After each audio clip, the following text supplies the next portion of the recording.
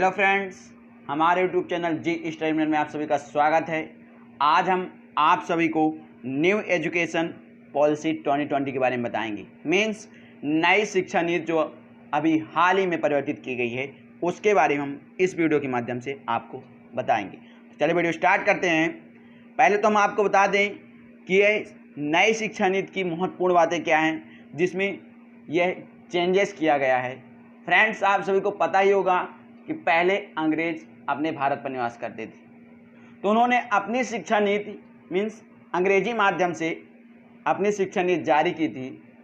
तो उसको चेंज करने के लिए हमारे इस नए युग के भारत में फिर से अपनी जो पहले ऋषिमुनियों की जो लैंग्वेज, जो भाषा का प्रयोग किया जाता था और जो तकनीक का प्रयोग किया जाता था, ठीक उसी प्रकार तकनीक का यूज इस नई पद्धति में किया गया है।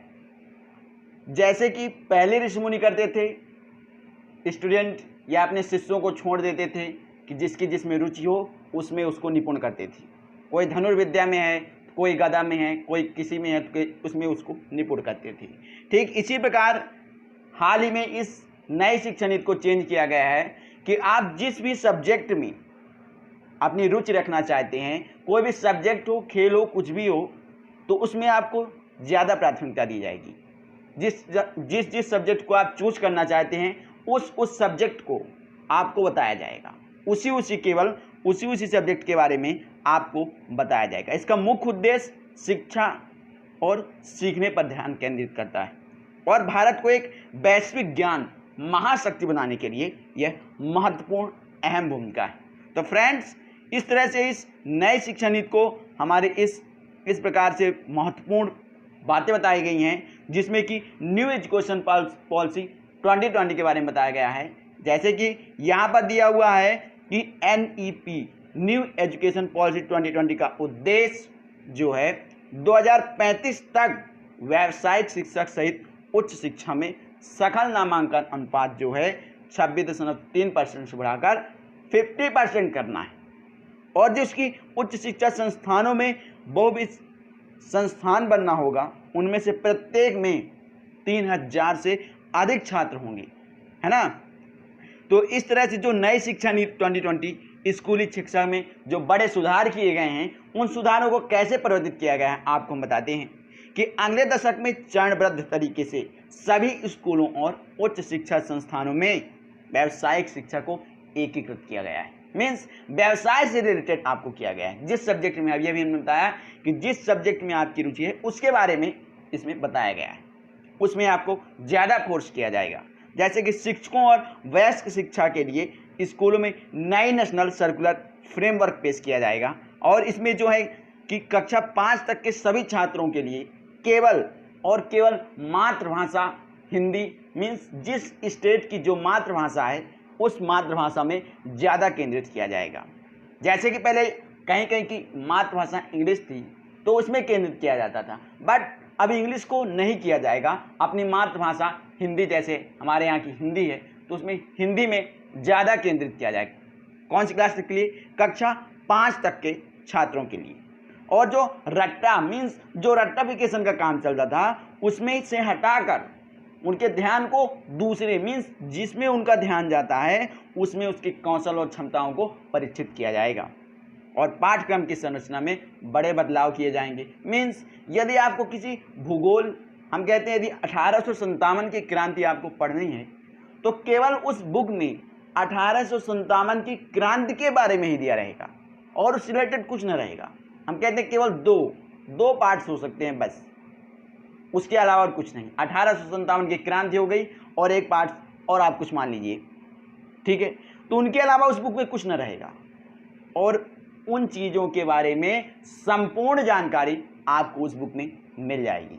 जैसे कि आपको पहले रहता था कि आर्ट्स, साइंस और कॉमर्स के बीच अलग अलग बहुत भेदभाव किया जाता था, बट आर्ट्स वाला साइंस ले सकता है, मैथ ले सकता है। ठीक इसी प्रकार मैथ वाला सब्जेक्ट जो रहेगा वह बाद में भी साइंस ले सकता है, आर्ट ले सकता है। ठीक इसी प्रकार इसमें आपको बोर्ड परीक्षाओं पर आधारित किया जाएगा कि बोर्ड परीक्षा में आप 10th या 12th में किस सब्जेक्ट में दे सकते हैं, कौन सा सब्जेक्ट आप चूज करना चाहते हैं। केवल मैथ पढ़ना चाहते हैं, केवल साइंस पढ़ना चाहते हैं तो केवल आपको साइंस पढ़ाई जाएगी। केवल मैथ पढ़ाई जाएगी, उसके अलावा अदर सब्जेक्ट नहीं पढ़ाया जाएगा। ठीक इसी प्रकार इस शिक्षा नीति को बताई गई है। और कक्षा 6 के बाद आपको व्यावसायिक पाठ्यक्रम पढ़ाया जाएगा। व्यवसाय मीन्स व्यवसाय से रिलेटेड, बिजनेस से रिलेटेड आपको कक्षा 6 के बाद पढ़ाया जाएगा और कक्षा 5वीं तक मातृभाषा। और इसमें जो है आपके चेंजेस किए गए हैं, जैसे कि आपके यूजी कॉलेज पीजी कॉलेज में था कि 3rd ईयर तक होता था, 3rd ईयर में फाइनल हो जाता था, है ना। तो अब इस तरह नहीं है, आपको 1st ईयर में अलग उसका जो सर्टिफिकेट मिलेगा वो अलग से मिलेगा। 2nd ईयर में क्या मिलेगा, डिप्लोमा मिलेगा आपको 2nd ईयर का डिप्लोमा मिलेगा जिसकी अलग मान्यता होगी। आपको 3rd ईयर में सर्टिफिकेट जो अभी मिलता है ग्रेजुएशन का, है ना, डिग्री जिसको बोलते हैं, वह डिग्री मिलेगी, उसकी अलग मान्यता होगी। आपको 4th ईयर और 5th ईयर में उसकी अलग मान्यता, रिसर्च सेंटर की मान्यता मिलेगी कि आप कहीं पर भी जाकर उसका रिसर्च कर सकते हैं। तो आपको इस तरह अलग अलग ईयर में अलग अलग मान्यता दी गई है। और यह 4 वर्ष या 5 वर्ष के लिए जो बैचलर प्रोग्राम, जो बैचलर डिग्री के लिए होता है, वह अधिकतम 4 वर्ष और 5 वर्ष के लिए किया गया है।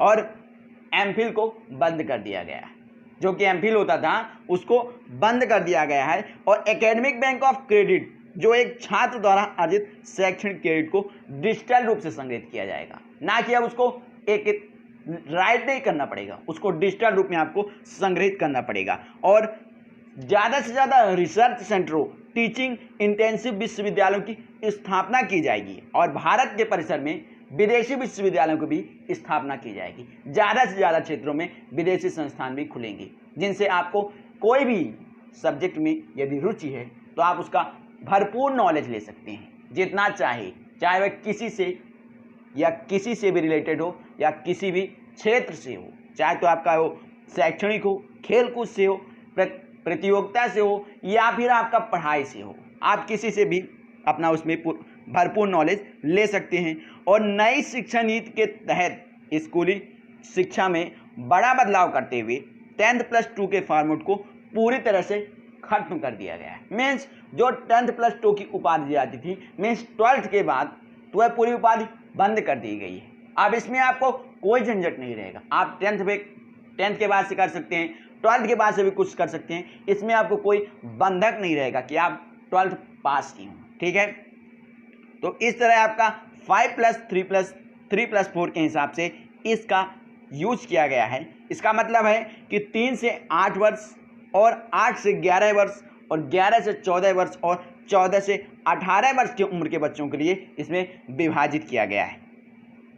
तो फ्रेंड्स, यदि हमारा वीडियो पसंद आया हो तो लाइक ज़रूर करिएगा और कमेंट्स करके हमें बताइएगा कि आपको यह नई शिक्षा नीति 2020 कैसी लगी, जिसमें बहुत भारी बदलाव किए गए हैं। आपको तो शॉर्ट में बताया गया है, पर आपको यदि पूरा डिस्क्रिप्शन चाहिए तो हमारे लिंक पर जाकर आप उसमें देख सकते हैं। जय हिंद, जय भारत।